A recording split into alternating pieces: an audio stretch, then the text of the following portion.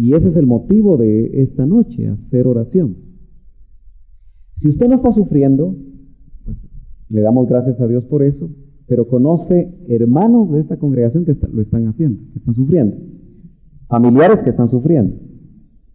Hay diferentes situaciones por las cuales nosotros podemos interceder si no estamos sufriendo nosotros actualmente. Ahora, nota usted que el sufrimiento nunca va a estar alejado de la relación que nosotros podemos tener con Dios. No se puede decir que alguien que está perfectamente en comunión con Dios está exento del sufrimiento. Por eso el apóstol Santiago, más que apóstol, yo diría que el hermano de Jesús, ¿verdad? Este varón de Dios recibe esa revelación y de una vez dice, haga oración. Así de sencillo. Dice, ¿está alguno alegre? Que cante alabanzas. En una vigilia, en un tiempo de búsqueda del Señor, se pueden dar las dos situaciones. Puede ser que alguien venga necesitado o esté sufriendo por algo y dice, haga oración. Y también dice que el que está alegre, que cante alabanzas. Va, que yo no soy director, ¿verdad? Porque me pondría triste cuando veo los rostros, cuando no están gozosos. Pero tenemos que entender que de alguna manera la Biblia plantea los dos extremos, ¿verdad? Porque en el sufrimiento probablemente no hay gozo, pero creo que indudablemente nosotros podemos aprender a disfrutar y aún tener gozo en medio del sufrimiento. Yo creo que esa es la alabanza que de alguna manera el Señor se levanta, creo yo, de su trono para saber quién dentro de la tierra está alabándole a pesar del sufrimiento. Dice, ¿está alguno entre vosotros enfermo? Es otra pregunta. ¿Está alguno entre vosotros enfermo? Yo quiero volver a... Es que usted está muy tímido hoy. ¿Está alguno entre vosotros enfermo? Ok. Yo sé que si el hermano Manuel no hubiera sido operado, estuviera aquí sentado, mire. Pero está enfermo. ¿Y qué dice acerca del que está enfermo? Que llame a los ancianos de la iglesia, los maduros de la iglesia, y que ellos oren por él. Segunda vez que se menciona que hay que orar. El que está sufriendo, que haga oración él, el que está sufriendo. Pero el que está enfermo, es interesante que la instrucción es que llame a los maduros y que estos oren por él. ¿Nota usted lo importante que es la oración dentro de la vida cristiana? El problema es por qué no oramos. ¿Por qué nos cuesta orar? Porque indudablemente el enemigo de nuestras almas sabe que al orar hay victoria, pasan cosas. Luego dice, ungiéndole con aceite en el nombre del Señor. Yo quiero insistir que el aceite en la Biblia solamente está autorizado para que nosotros lo usemos para orar por enfermos. Yo andaba buscando a Roberto, pero no sabía dónde andaba. No sé si tenemos aceite aquí. Parece que no, ¿verdad? Bueno, qué lástima. Debemos de tener aceite siempre aquí, ¿verdad? Aunque sea aceite de cocina. Porque yo oigo que aquí hay varios enfermos. Y hoy podríamos orar ungiéndole con aceite. Aquí hay varios hermanos maduros que podríamos orar. ¿Usted cree que el Señor puede hacer algo? Bueno, no sé si hay tienda abierta todavía. Tenemos que... ¿Sí? ¿Alguien puede hacerse cargo de ir a traer aceite? ¿Sí? ¿Sí? Uno, por favor, que vaya. No pierda la atención. Uno que vaya. Dice, en el nombre del Señor, ungiéndole con aceite en el nombre del Señor. ¿Usted cree que esta es una instrucción apostólica, una instrucción de Dios? ¿Sí lo cree? Debemos de practicarlo. Cuando está enfermo un hijo, lo primero que nosotros deberíamos de hacer es ungirle con aceite. Porque usted, varón que está en la casa, es el maduro, ¿verdad? Eso se espera, que sea el maduro. Después de eso, no hay problema, llévelo al médico, llévelo al hospital, llévelo a la emergencia, dependiendo del grado de necesidad, el grado de enfermedad que haya. Pero indudablemente que nosotros debemos de aprender lo que la Biblia dice y practicarlo. Yo sé que muchos de ustedes lo saben, pero la pregunta es, ¿lo seguimos practicando? Porque una de las cosas que yo tengo que hacer es recordarle a usted las cosas que dice la Biblia para que lo practiquemos. A veces perdemos el paso. ¿Se ha dado cuenta usted que a veces lo perdemos? Y note otra vez que dice el verso 15, tercera vez que menciona la oración. Y la oración de fe, quiere decir que hay oraciones que no son de fe. Porque aquí se enfatiza, y la oración de fe restaurará, ¿cómo dice su versión? Salvará, dice otra versión, al enfermo. Yo creo que nosotros tenemos que, hermanos, volver a experimentar esos tiempos. Yo creo que muchos de ustedes quizá han tenido la experiencia, o la tuvieron en el pasado, de orar por alguien ungiéndole con aceite y que esa persona sanara. ¿Alguien tuvo esa experiencia aquí? Sí, varios. Entonces, yo creo que debe ser una experiencia de todos. Lo primero que hacemos, yo también soy papá, y especialmente cuando mis hijas estaban pequeñas, yo recuerdo que eran muy enfermas. Y es muy difícil, como padre de un bebé, no correr al hospital. Lo primero que uno hace es correr al hospital, y usted hágalo, ¿verdad? Pero siempre sepa que en el camino usted va quizá manejando, pero debe ir orando, con una oración de fe. Yo no le voy a decir a usted los que siempre se van al extremo y dicen, si usted va al hospital no tiene fe. Yo no le voy a decir eso. He visto gente que ha dejado morir a sus hijos porque les han enseñado inadecuadamente que solo la oración es suficiente. Yo no le voy a enseñar eso a usted.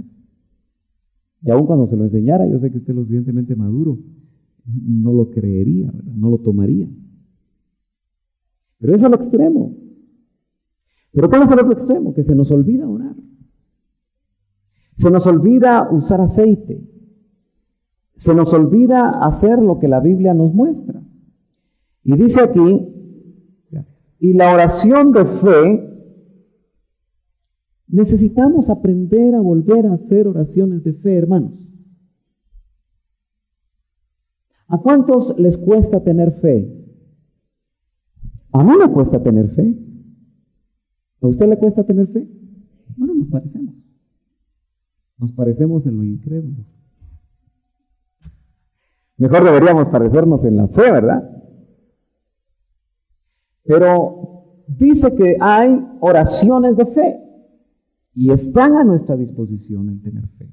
Acuérdense que la fe es un fruto del Espíritu. La fe crece. Aumentanos la fe, decían los discípulos al Señor. Y nosotros tenemos que, entonces, si sabemos que la fe ha decrecido, porque yo creo que si aumenta también decrece. ¿Cómo estará la fe del hermano Manuel? Ojalá que esté bien. Porque en las enfermedades nos decrece la fe, ¿verdad? Y el enemigo que empieza a atacar. ¿Verdad que ese tu Dios no es poderoso? Otras veces aparece el enemigo y dice, ¿estás en pecado? Bueno, si está en pecado y el espíritu está redarguyendo, pero cuando es el enemigo hay que discernir. Muchas veces, hoy recibí o ayer un email donde alguien me decía, yo estoy urgido que venga el Señor, porque ya no aguanto estar en esta tierra. Yo me quiero ir con el Señor. Y bueno, puede parecer un buen deseo. Pero cuando yo lo leí ese email, me ponía a pensar, ¿será que esto es motivo de una depresión? ¿Será que esto es motivo de porque las cosas no caminan muy bien? ¿O será verdaderamente un deseo del Espíritu? Porque dice, el Espíritu y la esposa dicen, ven, Señor Jesús. Bueno, hay que discernir esas notas, ¿verdad? Porque si es el anhelo del que se considera novia, ¿no? Y va a ser esposa y anhela que él venga, qué bueno. Pero si es porque estamos deprimidos, porque estamos enfermos, qué delicado, ¿verdad? ¿Se deprime usted cuando se enferma? ¿Sí? ¿Le baja la fe? ¿Tiene más fe en la aspirina? ¿En la inyección? ¿En el médico? Yo creo que a veces tenemos más fe. A mí me ha pasado, ¿verdad? Ya sea con los míos o conmigo mismo. Pero la invitación siempre del autor de Santiago es, y la oración de fe restaurará o salvará al enfermo. ¿Por qué usa salvará? Parece ser que la palabra se puede traducir de esta o de la otra forma, y siempre que el Señor sanaba, se podía traducir que también salvaba. Quizá la mejor oportunidad que tenemos de ver que esa palabra se puede usar en los dos sentidos es cuando los fariseos estaban muy pendientes cuando, me parece que fue cuando abrieron un agujero en el techo, no sé si fue en esa ocasión, cuando el Señor, gracias Robert, cuando el Señor les hace una pregunta a ellos, ¿qué es más fácil decir? Es la pregunta. ¿En qué cita está eso? ¿Se acuerdan? Búsquenlo por ahí, por si se me pasa un detalle. Pero dice, ¿qué es más fácil decir? Levántate y anda.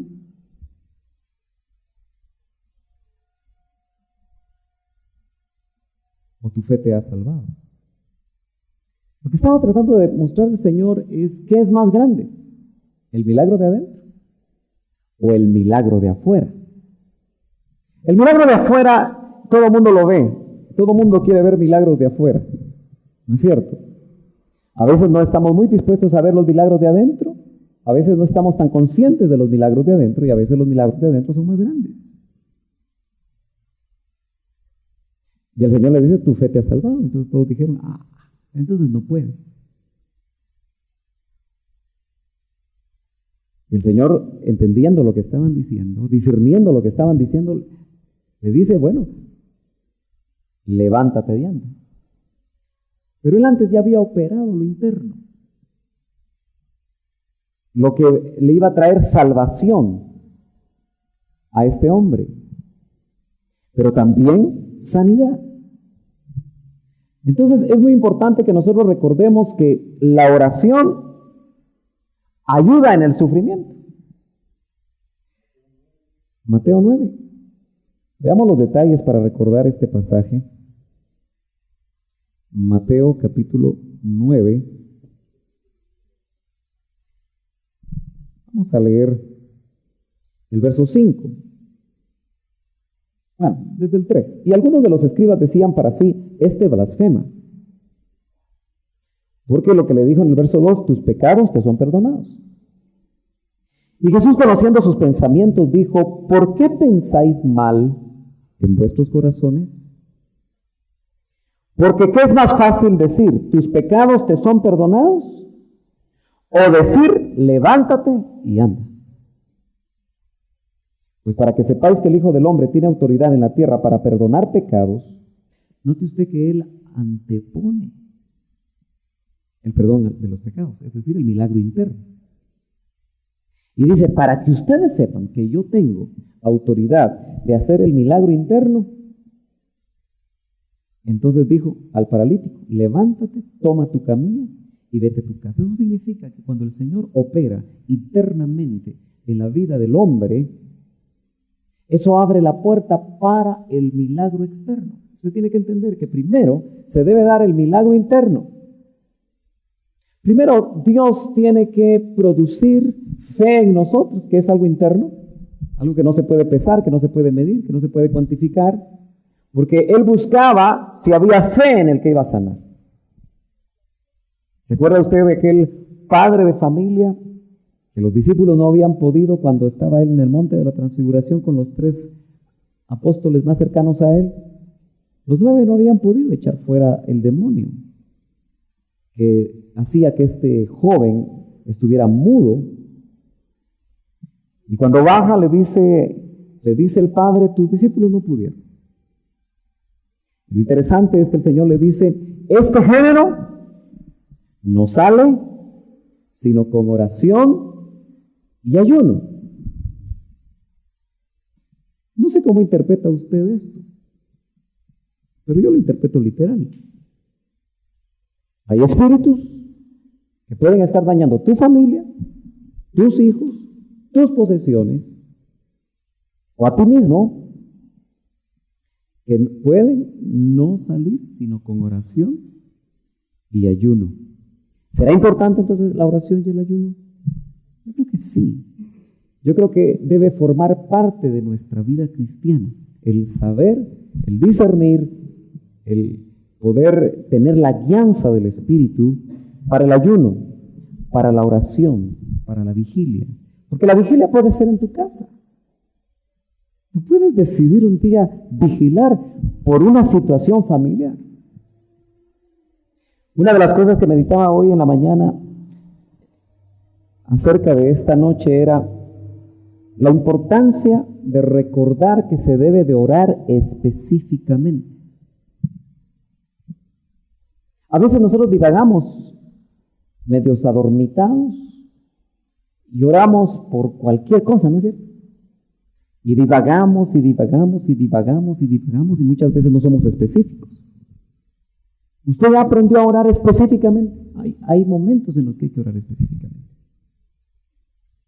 Cuando yo me enteré de lo de Manuel, de su operación y supe qué era lo que habían hecho con su intestino grueso, yo le dije a Sandra, ore específicamente porque las células de ese intestino respondan y el tejido inmediatamente cicatrice. Que Dios haga un milagro ahí. Ore específicamente por eso. Yo creo que nosotros a veces deberíamos de tener un poquito más de conocimiento incluso de lo que nosotros somos internamente. Sin necesariamente ser médicos, pero no es muy difícil poder uno investigar hasta en internet, ¿verdad? Cuando uno tiene una enfermedad uno debería de averiguar un poco. A mí me gusta mucho eso. No que me guste la medicina porque yo me desmayo con la sangre. Me da vaído, dirían los antiguos, ¿no? Pero me interesa saber, porque los médicos, hoy no hay médicos aquí, ¿verdad? Los médicos a veces se lo tontean a uno. ¿A usted es médico? Enfermera. Bueno. Pero ya lo dije, de todas maneras lo diría. Porque, como en cualquier carrera, usted sabe que hay gente mediocre y hay gente muy hábil. Hay gente con vocación, hay gente sin vocación, hay gente que quiere hacer dinero, hay gente que eso es lo que le interesa de cualquier carrera, sea leyes, sea cualquier carrera.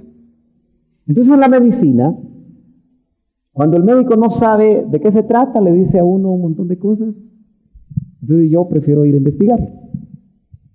Y ahora es fácil investigar, ¿no es cierto? Entonces Sheni, que no está hoy, recuerdo que fue el miércoles pasado que operaron al hermano Manuel, ¿verdad?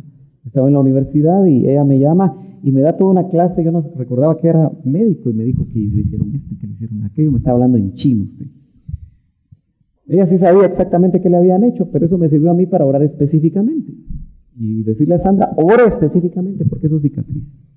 Los médicos a los 2 días estaban asustados que eso había cicatrizado muy rápidamente. Lo que yo no sabía era que también iban a haber problemas con los pulmones. Y por poco se va Manuel, no por la operación, sino por un problema respiratorio. Un muchacho de 38 años, me imagino que todavía no es muchacho a los 38. O tal vez ya no, ¿verdad? Como a los 40 a uno le piden el sello de garantía, ¿verdad? Y ya no hay sello de garantía a los 40. ¿Verdad? Imagínense, ya le aumenté un año más. ¿Por qué pongo este ejemplo? Porque es un ejemplo nuestro. Porque dice que la Biblia dice que nosotros debemos de llorar con los que lloran. Debemos compartir el sufrimiento, debemos identificarnos. Yo no sé si usted está logrando por fin entender la experiencia que estamos viviendo juntos en estos 2 años ya con algunos meses, otros días. Pero la oportunidad que estamos teniendo es compartir las cargas unos por otros. ¿Cuántos aquí han orado por Manuel? Sí, ha orado usted por él, qué bueno. Pero ore específicamente. Por eso es bueno hablar con la esposa, ¿cómo está? ¿Qué le está pasando? ¿Cómo va? Y ore específicamente por eso. Yo creo en la oración específica.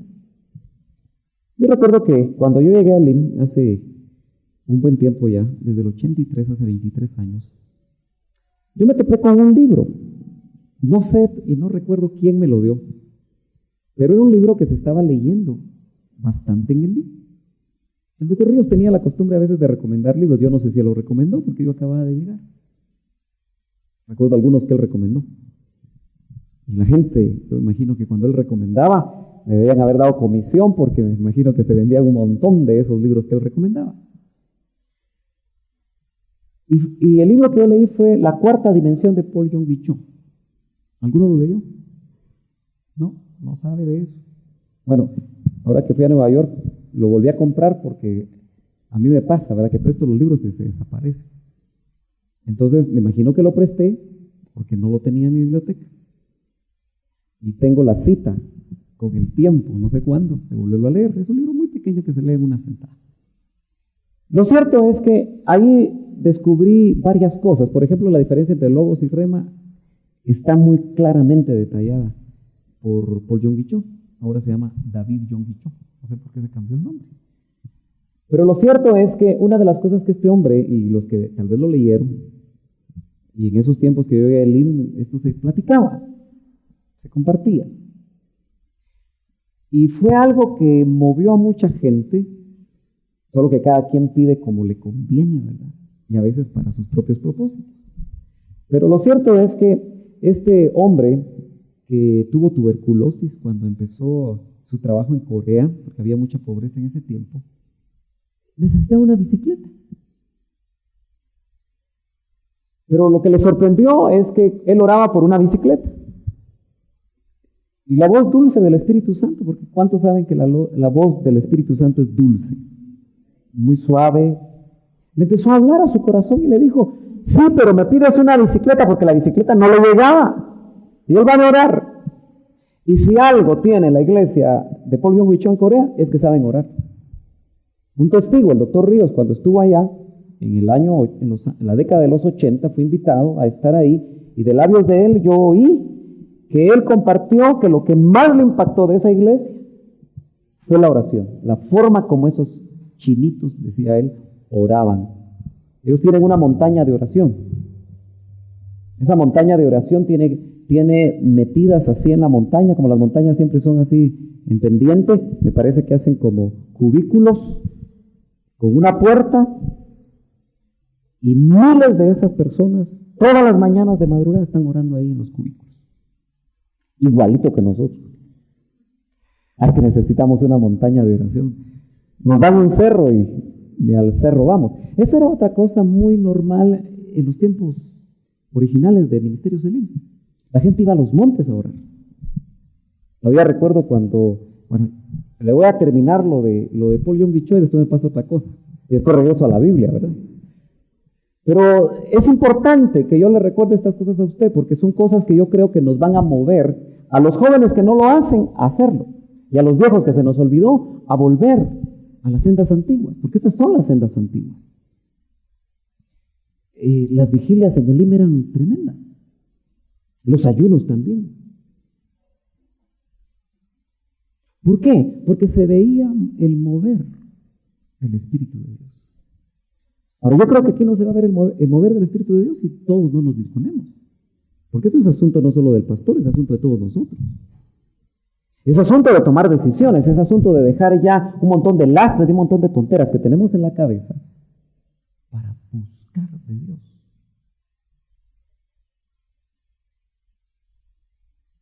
le enojó que dijera tonteras que tenemos en la cabeza. Sí, lo enojó. ¿No tenemos tonteras en la cabeza a veces? Pues no se enoje, yo tengo tonteras en la cabeza. A veces vienen tonteras a la cabeza, ¿o no? Hay que cambiar. Muy bien. Está mejor, ¿verdad?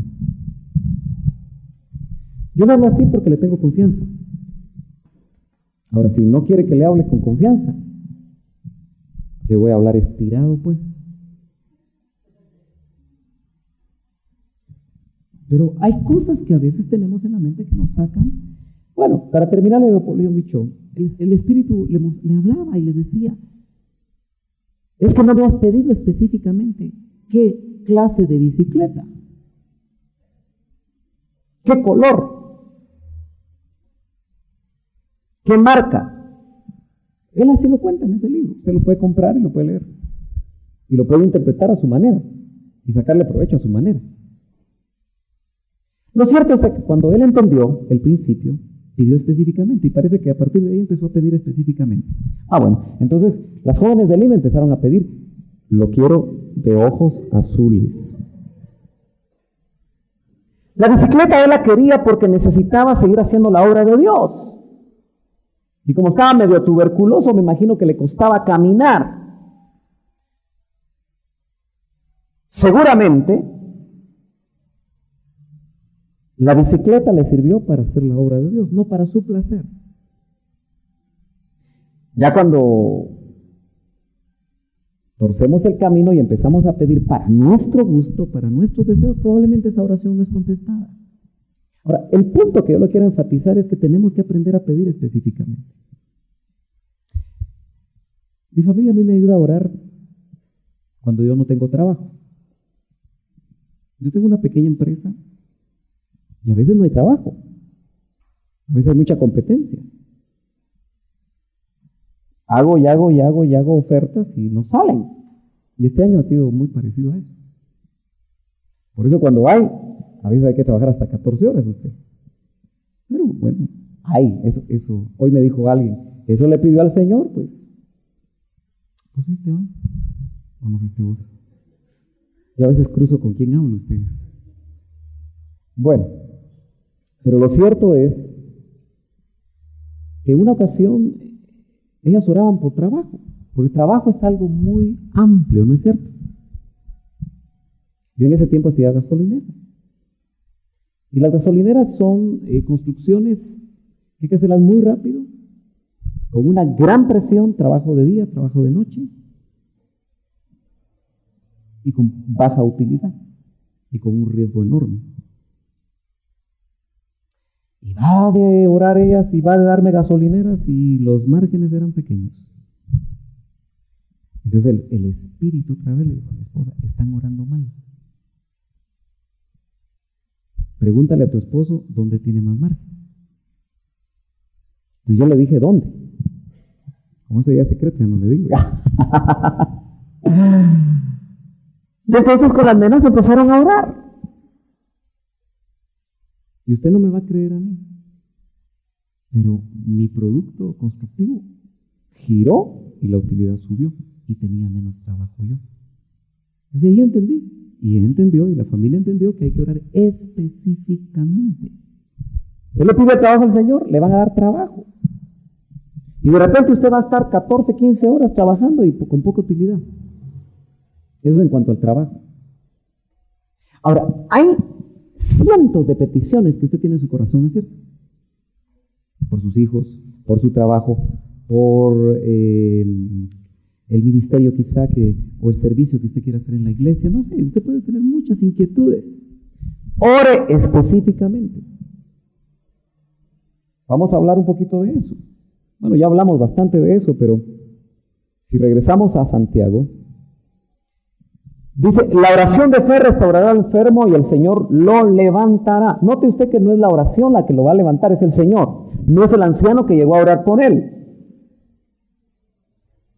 A veces cuando uno ora y la gente se sana, uno empieza a hinchar el pecho ahora. No fue usted. Usted solamente le toca obedecerse. El Señor lo levantará. Y si ha cometido pecados, ¿quién? ¿Quién ha cometido pecados? El enfermo. Hay enfermedades por pecado. ¿Sí? Y hay enfermedades que no son por pecado. Porque aquí dice, y si ha cometido pecados le serán perdonados. Hay pecados que se vinculan con enfermedades, pero no todas las enfermedades son por pecado. A veces son por descuidos. Amén. Por tanto, confesaos vuestros pecados unos a otros. Qué llamativa esta frase, ¿verdad?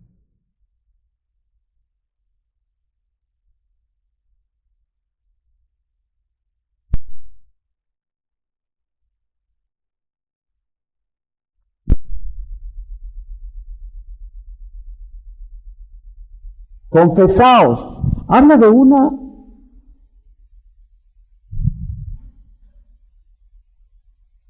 Yo no le confieso el pecado a otro, mi pecado a otro, a no ser que sea apóstol, o por lo menos pastor. Yo quiero que medite esto y saque sus propias conclusiones. Confesaos vuestros pecados unos a otros, pastores a pastores, ministros a ministros, ovejas a ministros. ¿O será que hay posibilidad para que ovejas y ovejas se confiesen pecados? Medítelo usted.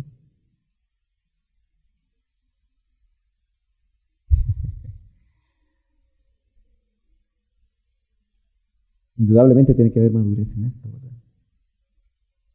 Y por eso es que lo corriente y lo normal y lo adecuado es que la oveja, cuando va a confesar pecado, lo haga con una persona madura, con un ministro.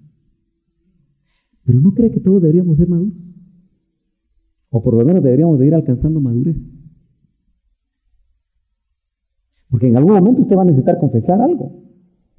Tal vez no hay un ministro cerca. Pero si hay un hermano maduro, que no es chismoso, porque eso abunda en las iglesias, ¿verdad? Confesaos vuestros pecados unos a otros y orad. ¿Cuántas veces en este pasaje se ha hablado de oración? ¿Las contó? 4 veces. Y orad unos por otros para que seáis, ¿qué? Sanados. Note que hay un procedimiento de un enfermo que llega un anciano, lo unge con aceite y la oración de fe lo restaurará. Pero también hay un confesaos unos a otros vuestros pecados. Bueno, no sé si puede aplicar el esposo a la esposa, ¿verdad? Tenemos cosas prácticas. ¿Le confiesa usted su pecado a su esposo? Ah, no, porque me pega. Y si no, le pego yo. Pero ¿no cree usted que debería haber un nivel en la relación matrimonial donde debería haber ese nivel de confesión? ¿O de padres a hijos? ¿Hijos confesando sus pecados? ¿Padres confesando a sus hijos? ¿Quién sabe, verdad? Mediten esas cosas. ¿Dónde se puede poner en práctica? Confesaos vuestros pecados unos a otros. ¿Con quién confesa los pecados un ministro? ¿Será solo con Dios? Esa puede ser una buena excusa. Muchas veces porque el ministro no tiene con quién, tiene problemas. Y los hemos visto, los seguiremos viendo.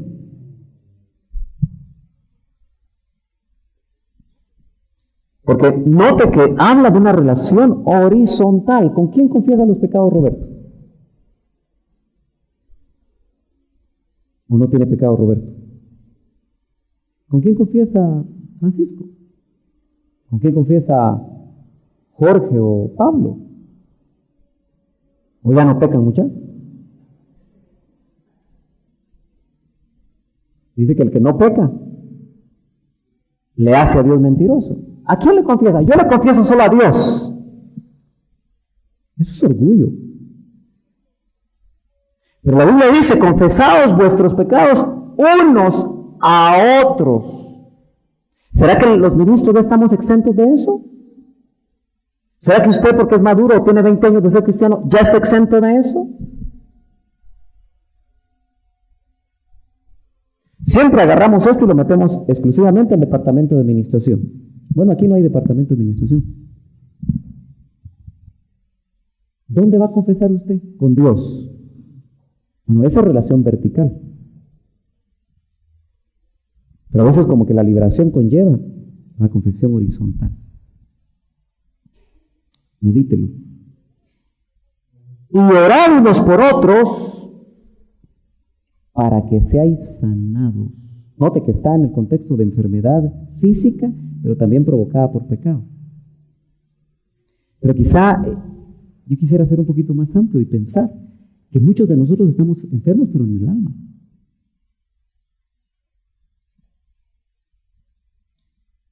Y esas enfermedades del alma son más peligrosas que las enfermedades donde hay que operarlo a uno y lo tasajean todo a uno y lo arreglan y le meten grapas y bueno, el cuerpo mismo se sana, ¿no? Pero ¿qué tal estamos adentro? La oración eficaz, quinta vez, ¿verdad? ¿Note usted que este pasaje es de oración? La oración eficaz. Hay oraciones que no son eficaces. ¿Cuántas de nuestras oraciones no son eficaces, hermanos? Yo creo que muchas de nuestras oraciones no son eficaces. Esos telegramas que nosotros mandamos cuando estamos comiendo, ¿quién sabe si son eficaces, verdad? Bueno, si es en acción de gracias, sí, ¿verdad? Pero si es solamente para que no digan. Pero dice, la oración eficaz del justo. ¿Cuántos justos sabemos aquí? ¿Justos o justificados? ¿Será lo mismo? Bueno, Romanos dice, justificados pues por la fe, tenemos paz para con Dios. Justo es otra cosa. Porque justificado es porque ponen a nuestra cuenta la justicia que le pertenece a Dios, especialmente a Jesucristo, específicamente a Él, y que nos la imputa, la pone en nuestra cuenta, algo que no es de nuestra naturaleza, porque nosotros no somos justos. Su justicia nos la trasladan a nosotros, como en un acto jurídico, y por lo tanto nosotros estamos justificados. Si hemos nacido de nuevo, estamos justificados, pero ser justos es parecernos al justo. Es practicar la justicia. ¿No será que por eso nuestras oraciones no son eficaces, ustedes? Ya se me duermen algunos. Pónganse de pie los que están durmiendo. Sí, es válido ponerse de pie porque eso a uno lo ayuda. Bueno, algunos ya aprendieron a dormirse de pie, ¿verdad? La oración eficaz del justo puede lograr mucho. Ahora, cuando decimos el justo, la medida ¿quién es? Es Cristo, ¿no? Ahora, ¿quién podrá alcanzar esa medida? ¿Quién la habrá alcanzado ya? Ninguno. Entonces, ¿quiere decir que nosotros no tenemos acceso a oraciones eficaces? Mi opinión es que en la medida que nosotros estamos conscientes de nuestra debilidad, de nuestra falta de justicia, pero que estamos luchando y estamos sujetando el alma, porque el alma es injusta. Porque en nuestra mente tenemos pensamientos injustos. Nuestra voluntad es injusta. Nuestros sentimientos son injustos. Entonces, estamos en una batalla. El alma quiere ser igual que el mundo, igual que son todos los demás. Pero el espíritu, la nueva criatura, esa quiere ser como Cristo. Y ahí está ese divorcio, esa batalla, esa lucha entre el espíritu que quiere ser justo. ¿No has oído la voz? Podría ser la voz de la conciencia, podría ser la voz del Espíritu Santo, podría ser la voz de tu propio espíritu, guiado por el Espíritu de Dios, que te dice y se adelanta cuando vas a hacer algo injusto. ¿Y quién decide? Tú. Vas a ser justo con tu esposo, vas a ser justo con tus hijos, vas a ser justo con tus trabajadores, vas a ser justo en todo donde nosotros nos movemos. Vas a ser justo con llevar el agua cabal.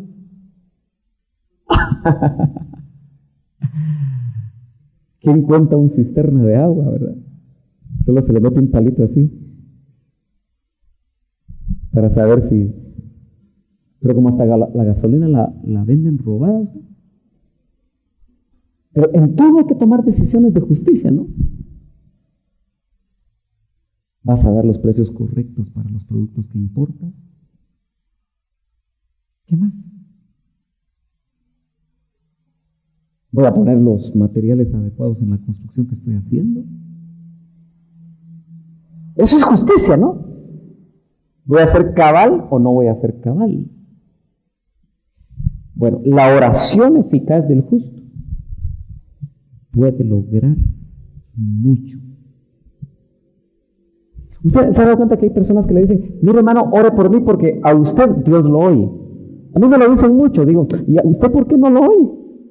¿Por qué solo a mí me va a oír? Si Él nos oye a todos. ¿Se ha dado cuenta? Siempre piensan que si el pastor ora, algo va a pasar. Sí puede pasar. Pero usted puede orar por su hermano. ¿Y usted cree que puede pasar algo? Sí. Solo que dice que la oración del justo puede mucho. Nuestra oración va a ser más eficaz en la medida que nosotros nos parezcamos más a Él, a Cristo. Sigamos. Hoy tengo hasta las 12. Vamos a tener un buen tiempo de oración. Me interesa este verso. Con esto me quiero pasar al primer libro de Reyes, pero veamos esto. Como puede parecer que la medida de la oración eficaz es muy alta, inmediatamente nos ponen a Elías, solo que las características que nos muestran nos permiten respirar. Porque dice, Elías era un hombre de pasiones semejantes a las nuestras. ¿Será solo las de los apóstoles? Porque al fin y al cabo el que estaba escribiendo aquí era Santiago. ¿O será que también se aplica a nuestras pasiones? Gracias, mi amable. A nuestras pasiones. No es de comer o sí es de comer. Selecto de olivo. O sea que sí se puede encontrar. Gloria a Dios. Mire, cuando dice que Elías era un hombre sujeto a las mismas pasiones o a pasiones semejantes a las nuestras, yo le pregunto, ¿usted tiene pasiones? Porque aquí dice que las tenemos, pero puede ser que usted ya no las tenga.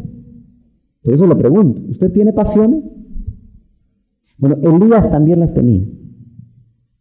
Y de una vez nos dicen que era un hombre común y corriente. Eso es lo que está diciendo acá. Pero este hombre común y corriente oró fervientemente.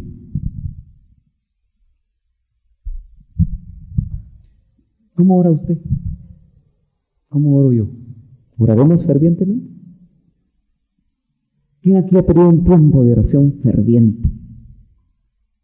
Que recuerde una oración ferviente. ¿Sí? ¿Ha tenido usted una oración ferviente? Yo creo que cuando un hijo está enfermo, oramos fervientemente. Cuando el esposo está enfermo, la esposa no ora fervientemente. Señor, si te lo llevas, mejor.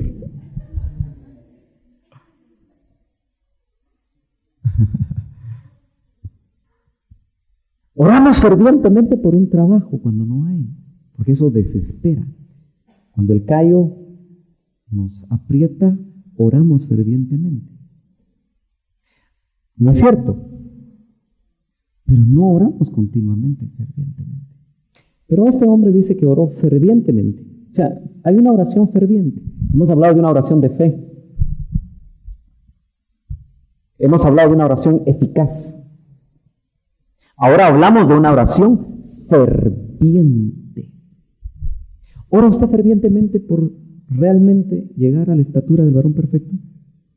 Llora usted, clama fervientemente por llegar a la estatura del Cristo total. ¿Quién sabe, verdad? A veces oramos fervientemente por una casa. Oramos fervientemente por un carro. Oramos fervientemente por diferentes metas. Pero oramos fervientemente porque el Señor nos use para bendecir a otros. No lo sé. Pero este profeta oró fervientemente para que no lloviera. Estaba en el plan de Dios. Dios quería enseñarle algo al pueblo de Dios. ¿Está en mi Biblia? No, es en lo que quiero leer un poquito más en Reyes. Pero vamos a llegar ahí en el momento en que lo leamos. Pero dice, y oró fervientemente para que no lloviera, y no llovió sobre la tierra por 3 años y 6 meses. ¿Cómo dice? Ni rocío.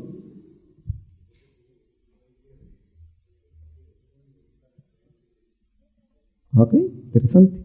Y otra vez oró, y el cielo dio lluvia, y la tierra produjo su fruto. Bueno, un hombre común y corriente. Bueno, si nosotros oramos y a veces no pasa nada, la gran ventaja que tenemos esta noche es que tenemos algo en común con este hombre: las pasiones. En otras palabras, no está buscando Dios hombres y mujeres impecables,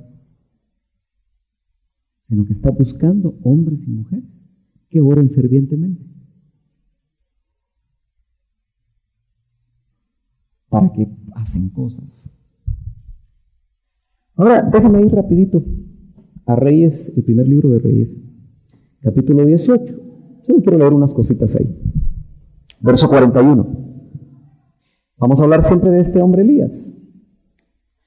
Y Elías dijo a Acab, capítulo 18, verso 41, dijo a Acab: sube, come y bebe, porque se oye el estruendo de mucha lluvia. Este es el momento donde la sequía va a terminar. Yo le pregunto, ¿tiene sequía usted en su vida? No me responda. Pero pregunte, ¿tiene sequía usted en su vida? Puede ser que usted esté en el momento exacto donde esa sequía puede terminar.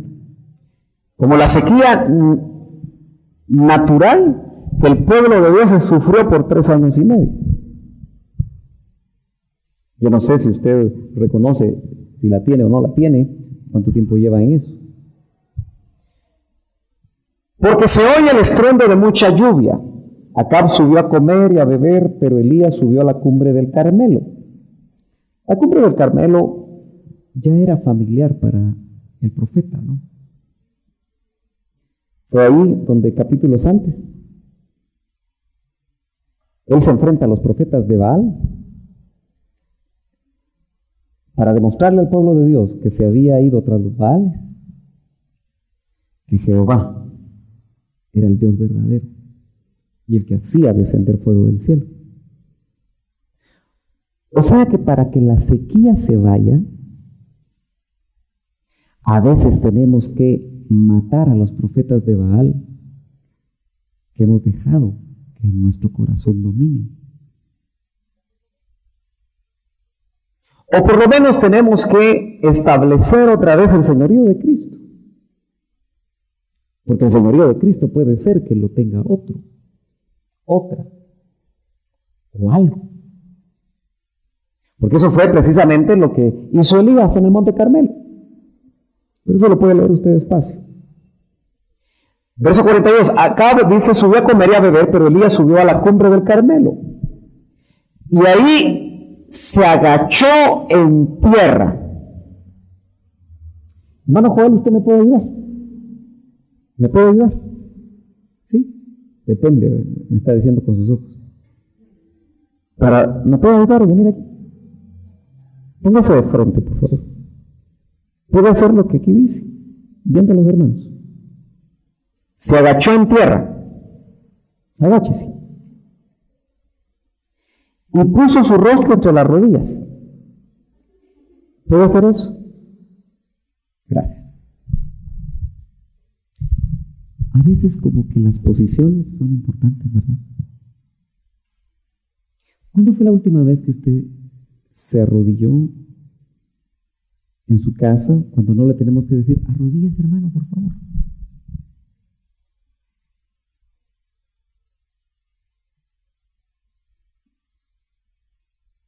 Así espontáneamente. En este caso, Elías se volvió como un ovillo, ¿verdad? Casi como que se puso en posición fetal, ¿verdad? Porque así se mantienen los güiros, ¿verdad? A veces. O así todos. Se agachó en tierra y puso su rostro entre las rodillas y dijo a su criado, sube ahora y mira hacia el mar. Y él subió, miró y dijo, no hay nada. Y Elías dijo 7 veces, vuelve a mirar. Cuando hay sequía, nuestras oraciones parece que no tienen respuesta. ¿No es cierto? Y nos cansamos. Señor, cambia a mi esposo. Esas son las oraciones de muchas hermanas. Y deberían orar, Señor, cámbiame a mí.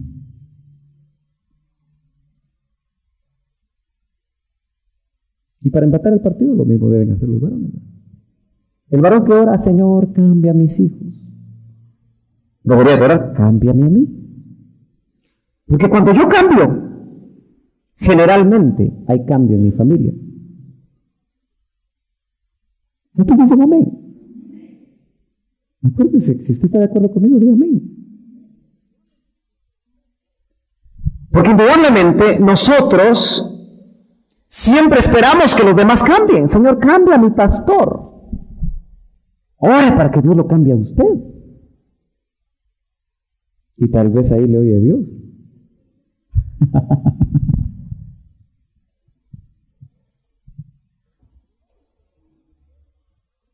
Pero note usted que aquí él tomó esa posición para orar.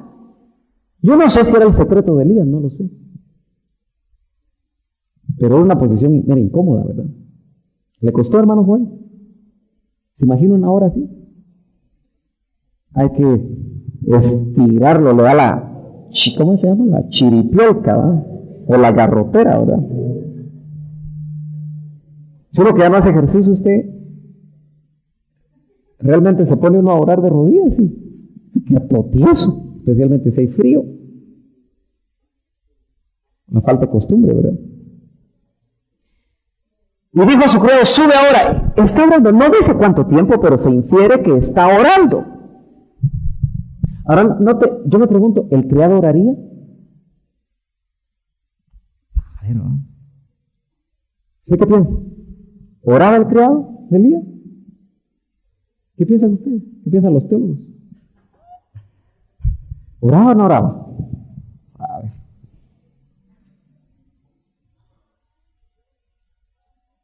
Y subió y miró y dijo, no hay nada. La cosa está que una vez, yo no sé cuánto tenía que subir, ¿verdad?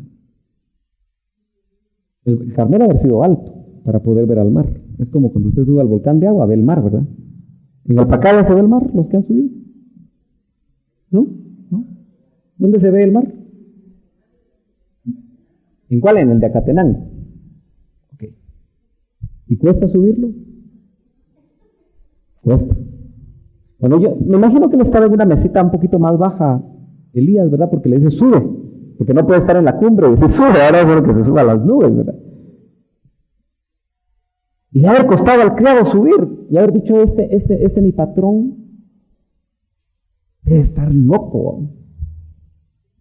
Yo no sé cómo oraba Elías, si oraba con voz alta, oraba en voz baja, se hablaba en lenguas, no sé. ¿Será que se hablaban lenguas en el Antiguo Testamento? Pues parece que no, ¿verdad? Lo cierto es que oraba. Y le dice, sube, pero 7 veces subió el hombre. Y sucedió que a la 7ª vez, él dijo, he aquí una nube tan pequeña como la mano de un hombre sube del mar. Bueno, mi mano es pequeña. Imagino que la mano de Maco es grande, ¿verdad? ¿Quién tiene aquí manos grandes? Son gorditas, pero no muy grandes. ¿Quién tiene aquí manos grandes? A ver, ¿verdad? Dicen que el puño así cerrado habla del tamaño del corazón. ¿Será cierto eso? ¿Es cierto? ¿Usted ha visto corazones abiertos? No. Operaciones, mejor dicho. Bueno. Yo no sé cómo ve una nube del tamaño de un puño usted. Haber tenido larga vista, ¿verdad? Para ver. Y dice, y dijo, sube y de acá, prepara tu carro y desciende para que la fuerte lluvia no te detenga. ¿Nota usted que los hombres de Dios, las señales pueden ser muy pequeñitas, muy sencillitas, pero inmediatamente conocen el lenguaje de Dios? ¿Quién le dijo a Elías que tenía que ver una nube de ese tamaño? Bueno, uno puede racionalizar un poco y decir, bueno, siempre que hay nubes, hay lluvia. Hoy estaba yo ahí en Miraflores, me tienen ahí esclavizado unos cuantos días. Donde yo tengo mi taller es en Bárcenas, es Cabal Sur, y yo solo vi que se puso negro a las 4 de la tarde.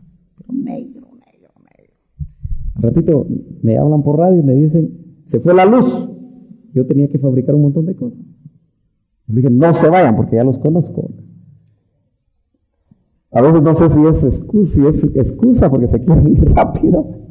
Les dije, no se muevan, porque de plano que va a venir la luz, pero parece que llovió hasta con granizo, según me dijeron. Ahí en Bárcenas. Gracias a Dios en Miraflores solo fueron chispitas, ¿verdad? Que llegó. Llovió media hora fuertísimo y después hasta tomé una foto del atardecer porque estaba nítido, claro, bonito. Bueno, entonces uno sabe que cuando hay nubes, solo que estaba negro el cielo de una vez a las 4 de la tarde usted. Entonces uno sabe que va a llover. Pero una nubecita con el tamaño, ¿no será que ya hay una nubecita en tu vida del tamaño de un puño que tú la estás menospreciando? ¿Y te estás desanimando por la sequía? Yo le voy a decir algo que no le va a gustar. Me especializo en eso. Pero esta congregación está en sequía. ¿Aló? ¿No amenes? Sí, tenemos que reconocer que está en sequía.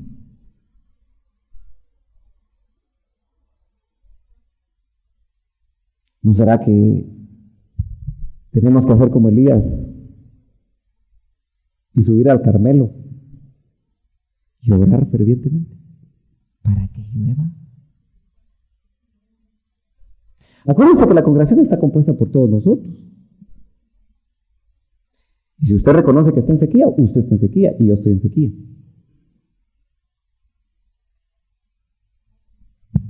Es mejor reconocerlo. Silencio en la sala. Pero yo le aseguro que si nosotros no estuviéramos en sequía, usted no estuviera como está ahorita.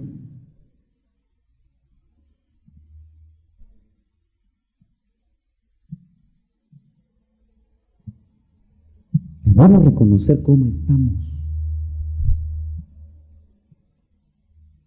Mira, aquí hay gente que debería estar, que no está porque está en sequía.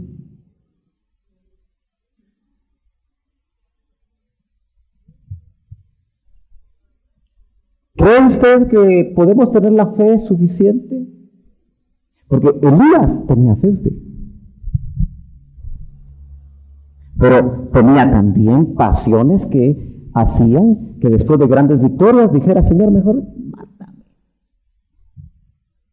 En las sequías uno dice, mátame. Señor, ven pronto porque ya me quiero ir de esta tierra. Sequía. Cuando hay bonanza, Señor, mejor espérate. No me he casado, Señor. quiero pasar primero.